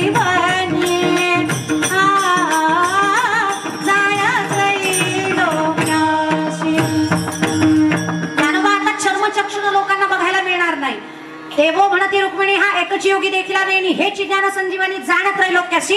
आणि जो याला बघेल त्याचा अधिकार काय? धन्य धन्य धरातळी. जो याते दृष्टीने न्याहारी तो वाहात येईल टाळी वैकुंठ भुवनाशी. हा माझ्या ज्ञानोबांचा अधिकार देवानं वर्णन करावा. इतके अधिकारी ज्ञानोबा. पण हरिपाठात सरळ सरळ सांगतात योग याग विधी वायाची उपाधी नकोच. फार आसनं करायच्या मागं पड. मध्ये एका 10वीला मी गेले होते, म्हणजे या वर्षीचं नाही सांगत, हे सगळे 10वी अगोदरचे. कारण पुणे जिल्ह्यातल्या बुवा लोकांना आता वरदान का शाप हेच कळत नाही. कीर्तनापेक्षा 10वीच जास्त असतात. हे प्रवचन बरीच असतात 10व्याचे. त्यांना मी अगोदर विचारलं व कशामुळं गेल्या तुमच्या आई, काय झालं होतं? म्हणे योग करता करता गेल्या. म्हणलं एक तर माझ्या कानात काहीतरी फरक झालाय, नाही तर तुम्ही तरी बोलायला चुकले. अहो योगानं आयुष्य वाढतं, योगानं माणसं मरत नाहीत. म्हणे ताई मरतात. म्हणे कसं काय? माझी आई कोरोनामध्ये म्हणे टीव्ही वरती रामदेव बाबांचा योग बघायची आणि योग करायची. रामदेव बाबांनी सांगितलं पूरक करा, आईनं श्वास आत घेतला. बाबांनी सांगितलं कुंभक करा, श्वास कोंडून ठेवा, आईनं कोंडून ठेवला. आणि रेचक करायच्या अगोदरच लाईट गेली. श्वास बाहेर काढा म्हणायचं विसरले ते, लाईट गेली, आईनं काढलाच नाही. माझी आई हे असलं काही आपल्या बरोबर व्हायला नको गड्या. त्याच्यामुळं नको योग मार्ग नको, आपल्याला जमणार नाही. पण तरी तुम्हाला पायरी एकच ऐकायची का यमाची का नको? मोजकीच सांगा म्हणतायत, बाकीचे म्हणतात काय बोलती कोणाच ठोकड्या, काय ही कळना झाले, सगळं डोक्यावरून चाललेलं आहे. माझं असं मत आहे कीर्तन 500 लोकांना आवडण्यापेक्षा 5च लोकांना आवडावं. पण ते मार्मिक चिंतन झालं असं त्यांनी कीर्तन झाल्यावर म्हणावं. नाही तर आजकाल कीर्तन अशी नुसतं आरबी छोकर आम्ही काही विनोदी कलाकार का ते काहीतरी ते म्हणतात ना एक त्याची ती कॉमेडी असतो काही शो चालवतो का आम्ही. आणि कीर्तनकारांना लोकांची टेस्ट कळली. कीर्तनकाराला फक्त विनोदाचार्य पाहिजे. तर विनोदाचार्य विनोदवीरन विनोद काय बोलायचंय त्या पदव्या. कीर्तनामध्ये असा रस असावा जो ऐकल्यानंतर लोकांना वाटावं बास संसार संसाराच्या नावे घालून या शून्य वाढत हा पुण्य धर्म केला.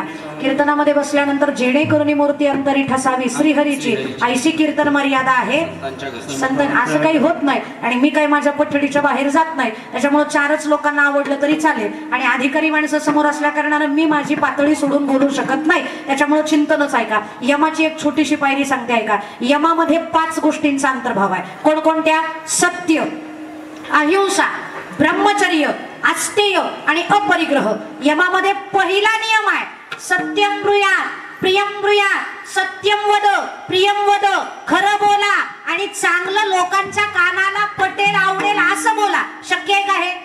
एकतर गोड बोलल्या जाईल नाही तर खरं बोलल्या जाईल. आणि खरं गोड नसतं. याचा अर्थ काय? बोलायचं असेल तर खरं बोला. आणि तुमचं खरं बोलणं दुसऱ्याच्या अंतकरणाला जर लागणार असेल ना तर मौन बाळगा, बोलू नका.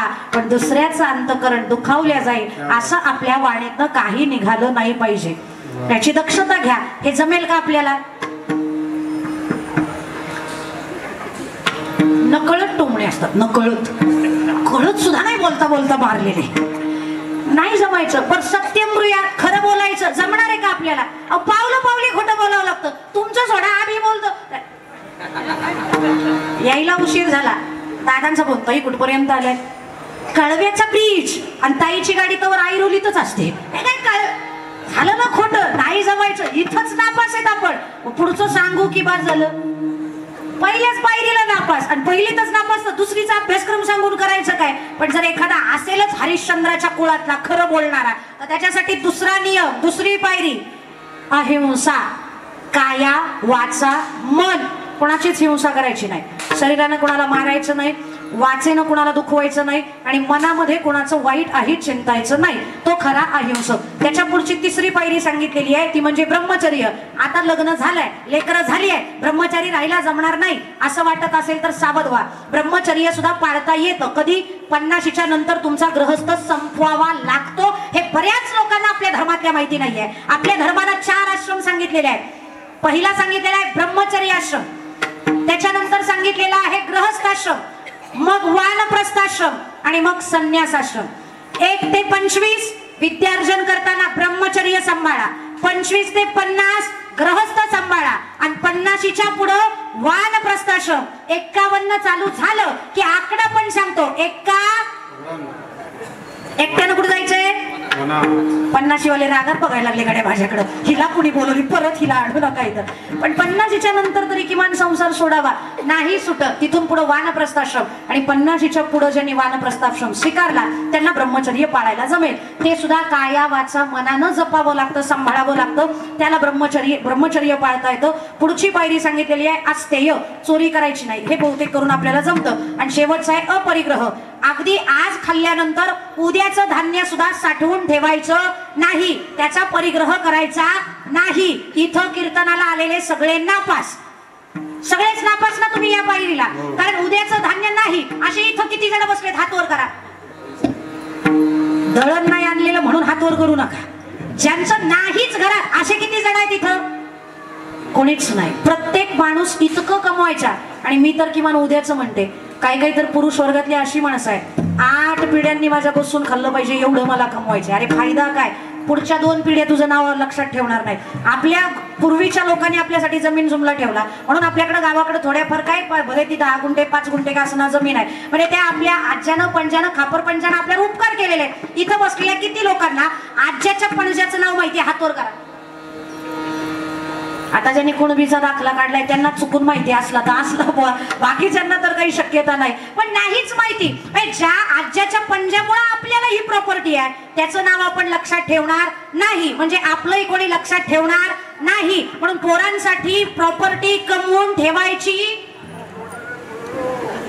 बाकीचे म्हणतात तुम्ही बोला काय करायचं काय नाही, वी विल डिसाइड इट, आम्ही त्याचा विचार करू, आम्ही ते डिसाईड करू. पण राहावं कसं, पक्षी अंगणी उतरती ते का गुंतोनिया राहते तैसे असावे संसारी. आणि याच्यात आपण नापास होणार आहे, हे आपल्याला जमणार नाही, यमात आपण फेल. त्याच्यामुळे नियमाकडे जायला नको. मग सर्वसामान्य माणसानं करायचं काय, कृतव्य ध्यायतो विष्णु भेतायाम रजतो मखैहि द्वापारम परिचर्यायाम कलौ तद हरि कीर्तनात. नाथांचं भागवतामध्ये याच्यावरती निरूपण आहे. कृतयुगी शमदमादि साधन, त्रेतायुगी वेदोक्त यज्ञ, द्वापारी यागमोक्त पूजन, तंत्र विधान विधियुक्त ही अवघीच साधने, कलीने लाजवली हरि कीर्तने, जेथनाचता गाता आपणे वश्य करणे परमात्मा. म्हणून कलियुगा माझी करावे कीर्तन, कलियुगा माझी करावे कीर्तन, कलियुगा माझी करावे कीर्तन, माझी करावे हे नारायण वेद भेटी, हे नारायण वेद भेटी, हे नारायण वेद भेटी. नामसंकीर्तन कलियुगात आपल्याला साधं सोपं साधन सांगितलंय. नामसंकीर्तन साधन पै जळतील पापे, नामसंकीर्तन वैष्णवांची पापे अनंत कोटी, नाम जपा, बाकी दुसरं काही करायचं नाही. नाम, या नामाचं जो जप करतो त्याला देव जवळ येतो. ज्याच्या आयुष्यात देव जवळ आहे ना त्याला संसारातले धक्के अजिबात त्रास देत नाही. फक्त तो जवळ आला पाहिजे, म्हणलं पाहिजे प्रत्येकानं, तो माझा भावा, तो माझा भावा, वेळ वेळ भावा,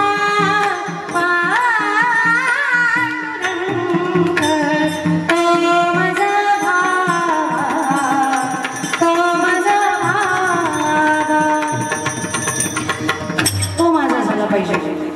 जितके देवाच्या जवळ तितके संसारातले धक्के कमी बसतात. तुम्हाला एक उदाहरण सांगते. कालच साताऱ्याला कीर्तन होतं, तिथं गोंदवलेकर महाराजांच्या आश्रमात गेले होते, तिथं वाचनात आलेली एक गोष्ट तुम्हाला सांगते. त्यांची अशी नित्याची प्रवचन आहे, त्याच्यामध्ये अचानक एक पान उघडलं, जे आलं ते मी सांगते, वाचलं आणि ते तुम्हाला सांगते. माणूस आहे ना, आता दिवाळीच्या सुट्ट्यांमध्ये जर तुम्ही गावी जायला निघाले ना, जर एसटीनं प्रवास करायचा असेल तर सगळ्या जणांची झुंबड उडते एसटी दिसल्याबरोबर. आणि ही झुंबड कशासाठी असते माहितीये का, सगळ्यात शेवटचं सीट मिळालं पाहिजे म्हणून. बरोबर, चुकले का, मग पुढचं मिळालं पाहिजे का, प्रत्येकाला वाटत असं पुढचं मिळालं पाहिजे, पुढचं मिळालं पाहिजे. काय काय तर इतके डेंजर असतात. एका तर आजीला मध्ये सकाळ पेपरला बातमी होती, नंबर मिळायचा नाही, हातात रुमाल नाही, हातात पिशवी नाही, मला कुणी पुढे बसू द्यायचं नाही म्हणून म्हातारीला सांगितलं उचला मला. ती खांद्यावर बसली आणि खिडकीत आत स्वतःच घुसली आणि आत अडकल्यावरती मग बाहेरच निघाला. म्हातारं बाहेर वळतंय आणि आतली आत वळतायत. म्हातारी म्हणली अरे म्हाताऱ्या सोड. म्हातारा ऐकला, शेवटी लात घातली तेव्हा बाहेर निघाली. आणि हे सगळं कशासाठी, पुढून सीट मिळाली, पुढून सीट. त्या पुढच्या सीटाचा इतका अट्टहास काय माहितीये तुम्हाला, ड्रायव्हर सीटच्या जवळ जितकं सीट असेल ना तिथं सस्पेन्शन चांगलं असतं, त्याच्यामुळे गाडीला हादरे जास्त बसत नाही. आणि सगळ्यात शेवटी ज्याला सीट मिळतं ना त्याच्या प्रकृतीचं वाटोळ. तो एकदा का स्पीड ब्रेकर आला तो पुढं पण जातो, वर पण जातो, वरनं असा आदळून खाली बसतो. घरी जाईस तर 4-5 वेळेला तरी त्याला उलट्या होतात. त्याच्यामुळे पाठीमागचं सीट नको रे देवा, आपलं पुढचं असावं. ड्रायव्हर पासून जेवढं सीट लांब तेवढा त्रास जास्त. त्याच्या पुढचं सीट जरा बरं, त्याच्या पुढचं अजून बरं, त्याच्या पुढचं अजून बरं, आणि ड्रायव्हरच्या शेजारचं सगळ्यात बरं. ड्रायव्हरच्या जितके जवळ तितके हादरे तुम्हाला कमी बसतात, धक्के कमी बसतात. आणि दुसरा फायदा आहे त्या सीटचा, ऍक्सिडेंट जर झाला ना तर ड्रायव्हर स्वतःची बाजू काढतो, मग पाठीमागचे मेले तरी असं नाही, पण तो त्याची बाजू काढून घेतो. मग त्याच्या जवळ जो बसलेला आहे तो वाचतो, बाकीच्यांचं थोडा अवघड आहे. इथं कोणी एसटी ड्रायव्हर नाही ना, नाही ना, आहेत एसटी ड्रायव्हरांसारखा चांगला माणूस या जगात कोणी नाही. मला त्यांनाच पार करू नये.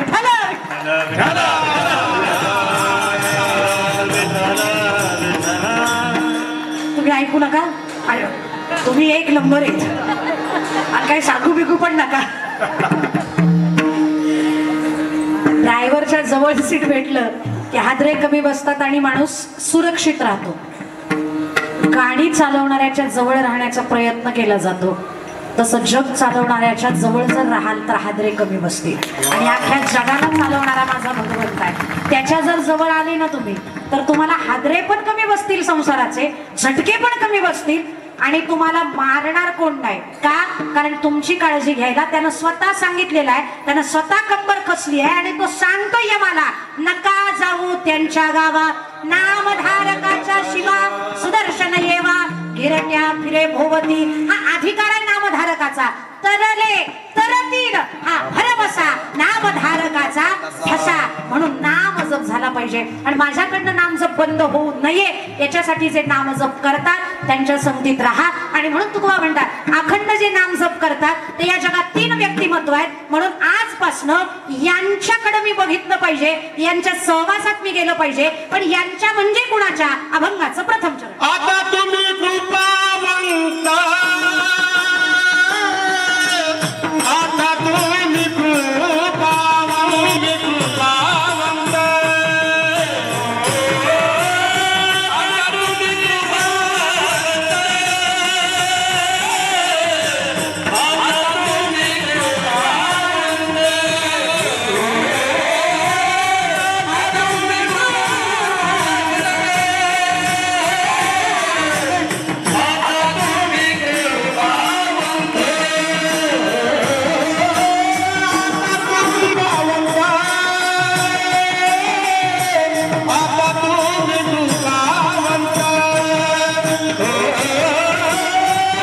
तुम्ही कृपावंत,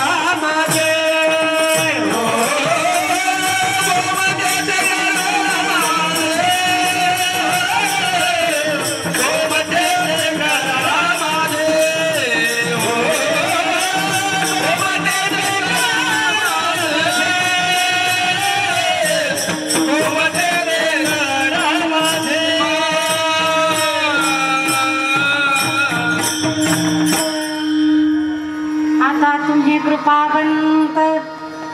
अशा चाली गायल्यावर कशाला मी 12च्या आत सोडून मामा. आता तुम्ही कृपावंत, साधू संत जीवलग, साधू संत जीवलग 3दा नाव का घेतलं? पण ह्या तिन्ही कॅटेगरी वेगळ्या. आपल्याला तिन्ही एकच वाटतात पण तिघही वेगळे. ज्यांनी साही विकार धुतले ते साधू, ज्यांनी आपल्या मधल्या विकारांचा अंत करून जगातले विकार संपवण्याचा प्रयत्न केला ते संत. आणि इथं जे आपण सगळेजण एकमेकांचे आहोत ते जीवलग. कारण आपण सगळे एकाच मार्गाचे वारकरी आहोत. वारकरीच आहोत ना. जन्माला आलो मरणापर्यंत आपली वारीच चालू आहे. इथं सगळेजण आपण आपले एकमेकांचे जीवलग आहोत. म्हणून हे तिन्ही वेगळे आहेत आणि हे तिन्ही भगवंताकडे जाण्यासाठी प्रयत्न करतात. म्हणून साधू संत जीवलग यांच्यावरती आजपासून माझी जबाबदारी. आता इथून पुढे कधी उत्कर्षाची चिंता, सद्यस्थितीची चिंता, अधपतनाची चिंता निर्माण झाल्यावर मग आता तुम्ही कृपावंत, साधू संत जीवलग. संत म्हणले बरोबर, फार वरती चढवू नका. काय अपेक्षित आहे आमच्याकडनं? आमचं भलं करा, आमच्याकडनं भजन घडू द्या. कारण भजन तरी एक आहे का? भजन नानाविध झाली आहेत आता. कारण देव कमी आहेत का? देवच इतके झाले, मग कुणाचं करायचं? मी वारकरी आहे म्हणून तुम्हाला सांगते, त्यातली त्यात वैष्णव आहे म्हणून तुम्हाला सांगते. वैष्णवानं प्रामुख्यानं 4 देवांचं भजन केलं पाहिजे. पण या 4तला एक तुम्ही निवडायचा आहे. तुम्हाला MCQ आहे ते. MCQ माहिती आहेत ना, ते परीक्षेला असतात ते. या 4 मधलं कुठलं तरी एक पर्याय निवडा. मग ते 4 पर्याय कोणते?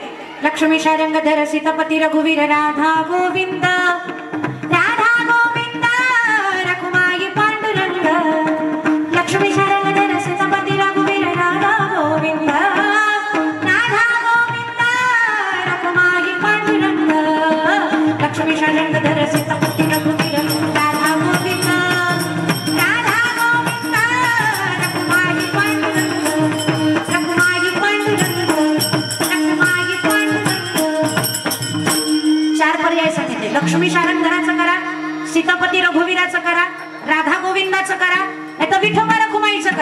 आता इथं पण अडचण काय माहितीये का, राधाकृष्णाचं भजन करणाऱ्यांची संख्या जरा जास्तच आहे.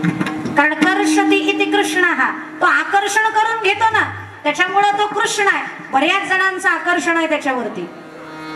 पण मी वारकरी आहे म्हणून सांगते. खूप जणांनी मला सांगितलं जो वृंदावनला जाऊन आला तो त्याचा वेडा होतो, तो बाकी कोणाचं चिंतन करू शकत नाही. पण माझ्यावरती त्या पांडुरंगानं काय जादू केली आहे काय माहिती. 3 वेळेला वृंदावनला जाऊन आले, पण वृंदावनला पाया पडताना सुद्धा माझा पांडुरंग मला आठवतो आणि तोच माझा आहे असं मला वाटतं. त्याच्यामुळं आपुला तो एक देव करून घ्यावा. ते काळ आहे पण सुंदर आहे. विठ्ठल विठ्ठल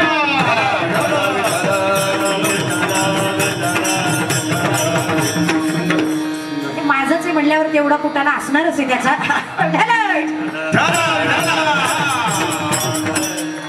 आपुला तो एक देव करून घ्यावा. मीराबाईंना सुद्धा राजस्थान मध्ये राहत असताना बाकी कोण आवडला ना, प्रत्येकाला आपल्या आपल्या राज्यामध्ये प्रसिद्ध असणारे निवडले. आपण तरी कशाला बाहेर जायचं, आपला विठ्ठल आपल्यासाठी महत्वाचा नाही का, म्हणून त्याचं भजन करा. मीराबाईंना आयुष्यभर लोक म्हणत होती याचं करा त्याचं करा, पण त्या एकच सांगायच्या, घर सोडलंय ते एकासाठीच. गडसे तो मीराबाई उतरी करवाली नो सार, कावत छोडो मीरा मेरे तो पुष्कर धावा जाय. आणि लग्न अशी लावून घेतलंय मी, ऐसे लागे लगन मीरा हो गई मगन, फता गली गली हरे गुण गाने लगी, महलों में बनी बन के जोगन चली, बन के जोगन चली, बन के जोगन चली, महलों में बनी बन के जोगन चली. मीरा रानी दीवानी कहाने लगी. लग्न कोणाशी लावलंय, भजन कोणाचं करते. ब्रजजन प्रियतम बाल मुकुंदम राधा रमणम हरे हरे राधा रमणम हरे हरे. आयुष्यभर त्याचं भजन केलं. आपण कोणाचं करायचं, आपण एकाच करायचं. जय जय जय जय विठ्ठल रखुमाई, जय जय जय जय विठ्ठल रखुमाई, जय जय जय जय विठ्ठल रखुमाई. हर हर जय जय जय जय विठ्ठल रखुमाई. जय जय जय विठ्ठल रखुमाई.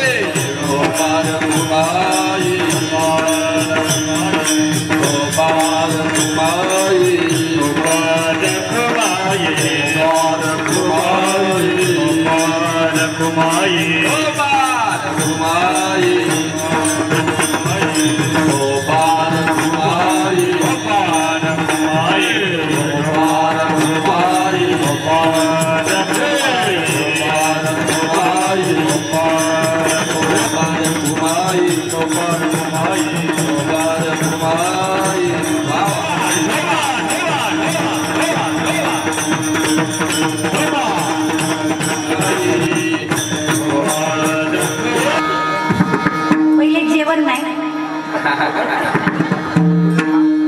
हार कोणाला आवडत नाही, हार कोणाला आवडत नाही, पण हे हार असतील तर झुकणं आणि हरणं दोन्ही मान्य आहे. विठ्ठल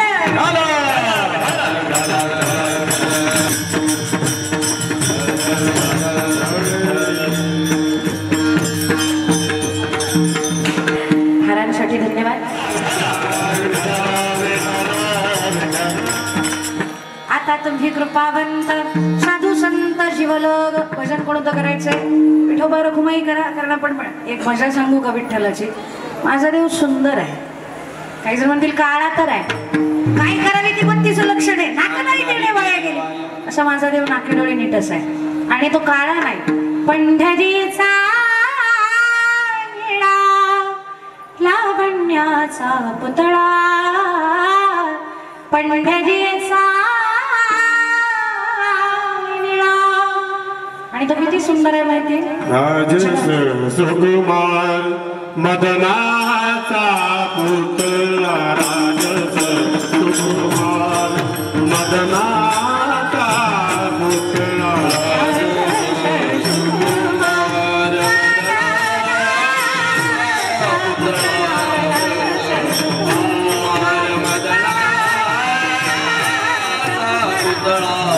शशिकला रवि शशिकला लोपली आकस्तुरी पर्वत चंदनाची कस्तुरी पर्वत चंदना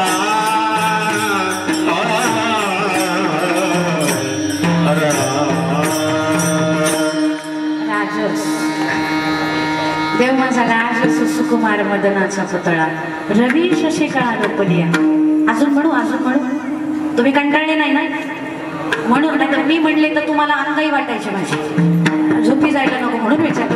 का रूपे सुंदर साबळा गे माये, साबळा गे माये, रूपे सुंदर साबळा गे माये, साबळा गे माये. माझा देव सुंदर आणि त्याची एक मजा आहे. जगात बरेच सुंदर आहे, पण त्या सुंदरांना बघून सुख होईल की नाही हे सांगता येत नाही. पण माझा देव असा सुंदर आहे की त्याला बघितल्यावर सुख होतं. रूप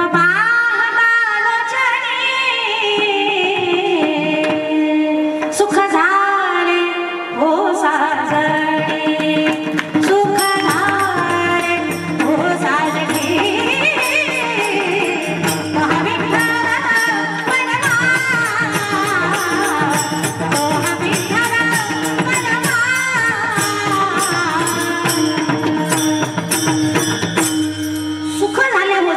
पण कधी रूप पाहता त्याला बघितल्यावर सुख होतं. पण बघितलंय का कधी देवाला? बघितलंय? पंढरपूरला गेले झाली माझी संस्कृती. मी पुणेकर आहे, त्याच्यामुळे मला खाणाखुणा कळतात. पुण्यामधल्या वक्त्यानं जर बोलणं बंद केलं नाही तर तिकडनं बुके आणि शाल श्रीफळ आणून ठेवतात. आणलाय बरं का, ओरका बरं का. तरी गप बसला नाही तर पाकिटही दाखवतात, मानधनही आणलंय बरं का, ओरका बरं का. तरी नाही गप बसला तर माईकच बंद करतात, आणि तरी नाही गप बसला तर बिगर कारणाच्या टाळ्या वाजवतात. आता यांनी ज्या अर्थी खुर्ची आणली आहे त्यार्थी मला सांगणार, ताई बसा बरं का, आता उरका. उरक ते शेवटची 2 मिनिटं माझी, 2च मिनिटं. आज 2 चरण, उरलेली 2 चरण उर्वरित पुढील भागात. परत कधी आले तर सांगेन, पण एवढं तर ऐका. हे ऐकल्यानंतर पंढरपूरला गेल्यावर दर्शन कसं घ्यायचं ते कळेल. मी आवर्जून हा मुद्दा लोकांना सांगते. पंढरीला गेल्यानंतर आहे ना, काही हातात बितात काही नेऊ नका. नामदेवराया रोज जायचे, पण फक्त कशासाठी जायचे माहितीये का? पाहू द्या विठोबाचे मुख लागले से भूका, लागले से भूका, डोळा माझा पाहून माझा विठोबाचे मुख. फक्त पाहू द्या, देवाला पाहू द्या. पण आपण नेमका इथेच कुटाणा करतो, देवाला बघतच नाही. हातामध्ये इतका गोंधळ दिलेला असतो. आपण एका हातात तो तुळशीचा हार, एका हातामध्ये फुलं, एका हातामध्ये मग ते हातातल्या हातातच बुक्याची पुडी, चण्याची पुडी, फुटाण्याची पुडी, आणि नेमका आत गेल्यावर इतकी धांदल उडते.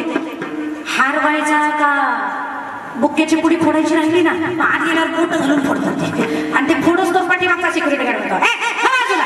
मग बाहेर गेल्यावर म्हणतात देव कुठे गेला? बुक्की फोडताना गेला ना तो.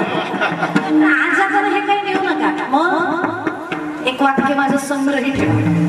देवाला ज्या गोष्टी द्यायच्या आहेत ना, त्या क्वांटिटी मध्ये नसल्या तरी चालतील, पण आहे त्या क्वालिटी असल्या पाहिजे. खूप देऊ नका, थोड्या द्या, पण त्या चांगल्या द्या, थोडे परीने दे. मग देवाला काय द्या? मन हा मोगरा अर्पून ईश्वरा, पुनरपि संसार येणे करा. मग देव विचारेल, तुळस पाठीमागनं पुढं देत होतो विकायला, परत मनाचं काय करू? देवा त्याला छंद लावा. माझ्या मना लागो छंद गोविंद नित्य गोविंद. माझ्या मना, माझ्या मना, माझ्या मना लागो छंद गोविंद.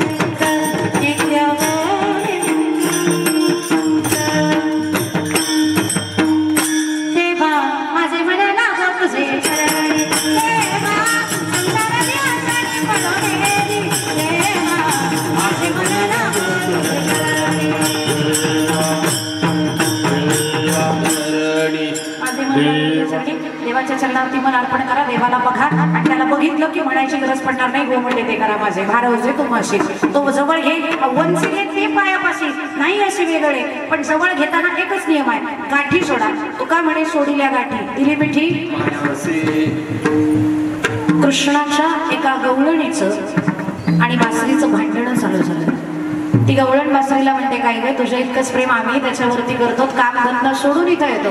प्रपंच धंदा नाठवे काही, मुरलीचा नाद भरला पती सुखाचा विसर पडला, मुरलीचा नाद हृदय भरला. प्रपंच धंदा सोडून आम्ही त्याच्यापाशी येतोय, तरी तो आम्हाला जवळ करत नाही. तो 24 तास जवळ आहे त्याच्या. असं का? आईला तिने सांगितलं, तुम्ही आतल्या गाठीच्या तर मी गाठ्या फोडून घेतल्या. बासरी अगोदर बांबूची असते, बांबूच असतो तो. बांबूला ठिकठिकाणी गाठी असतात. त्या फुटल्याशिवाय, त्या काढल्याशिवाय जोपर्यंत देव तिला हात लावत नाही तोपर्यंत ती वाजत नाही. ती म्हणते तर मी आपल्या गाठी काढल्या, मी बोलते ते गोड बोलते आणि जे बोलते ते कृष्णाच्या म्हणण्यानुसारच बोलते, म्हणून देवाला जवळ गेली आहे. हे 3 नियम आपल्याला पण लागू पडतात. आतल्या गाठी काढा. दुसरा नियम, देव बोलायला सांगेल, बोलण्याची नाही एका हलवीनं काही, हा दुसरा नियम. आणि बोला ते मंजूळ बोला. आणि हे 3 नियम पाळले की मग तुका म्हणे सोडिल्या गाठी दिली मिठी पायासे असं म्हणता येईल. बरं, कोणाच्या संगतीनं त्या गाठी सुटती? ज्ञानेश्वर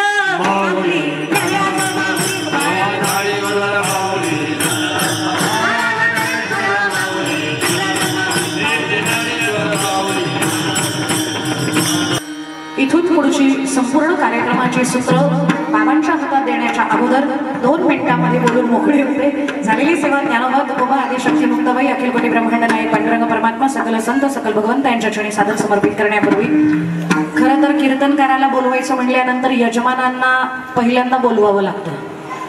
यजमान जर बोलवले तरच कीर्तनकार बोलवता येतो. यजमानांनी नाकार दिला तर कीर्तनकार बोलवावा लागतो. कळलं ना?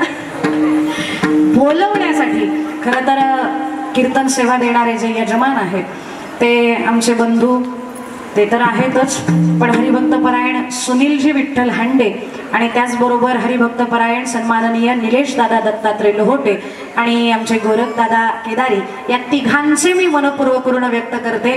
आणि आजचं कीर्तन हे मी मानधनासाठी केलेलं नाही, हे सगळ्यांना माहिती म्हणून सांगते, कारण माझं धन हा तुम्ही माझ्या केलेल्या मानातच आहे. हेच मानधन घेऊन मी माझं घरी जाणार आहे. त्याच्यामुळे तुम्ही सगळ्यांनी जे प्रेम दिलं त्याबद्दल सर्वांचे ऋण व्यक्त करते. या तिघांनी यजमानपद घेतलं त्यांचे ऋण व्यक्त करते. आज या ठिकाणी हे कीर्तन फक्त तुम्हीच पाहत नाहीये, तर वर्ण ते प्रक्षेपित केल्या जात आहे. आमच्या पूनमताई असतील, आमचे ऋण व्यक्त करते. दोन्ही तिन्ही पखवाजवादकांचे ऋण व्यक्त करते. आमच्या पडद्यामागचे कलाकार साऊंड सिस्टीम वाले दादा, फार सुंदर आज सिस्टीम तुम्ही लावली, तुमचेही मनपूर्वक ऋण व्यक्त करते. आणि सर्व गुणीजन, सर्व गायक गुणीजन, गंधर्व सभा तुम्हा सर्वांच्या चरणी नतमस्तक होते. या ठिकाणच्या माझ्या मायमाऊल्या, तुम्ही जनाबाई मुक्ताबाई स्वरूपात आहात, तुमच्या चरणी नतमस्तक होते. निवृत्ती महाराज, सद्गीर महाराज, महाराजी तुमच्या चरणावरती नतमस्तक होते. निवृत्ती महाराज सद्गीर संस्थेमधले 4 वर्ष पूर्णत्वास नेणं म्हणजे सोपी गोष्ट नाही. आणि आपण दोघं सहपाठी आहात, पण ते मागं बसले होते, त्याच्यामुळं तुम्ही पुढं मागे उभा मंगेश पुढे उभा अशा रीतीनं तुम्ही दोघांनी माझी सेवा ऐकली. तुम्हा दोघांच्या चरणारविंदाला नमस्कार करते. आणि नेमानं ज्या मुक्ताबाईंच्या पाईक म्हणून आज थोडा वेळ झाला तरी चालेल, कारण मी माहेरवाशी नाही. 5 मिनिटं अजून मी तुमची घेणार आहे. 2 मिनिटात ज्या मुक्ताबाईंच्या पाईक म्हणून आम्ही भजन करतो त्या मुक्ताबाईंचं भजन सगळ्यांनी प्रेमाने म्हणा. ताट बसा.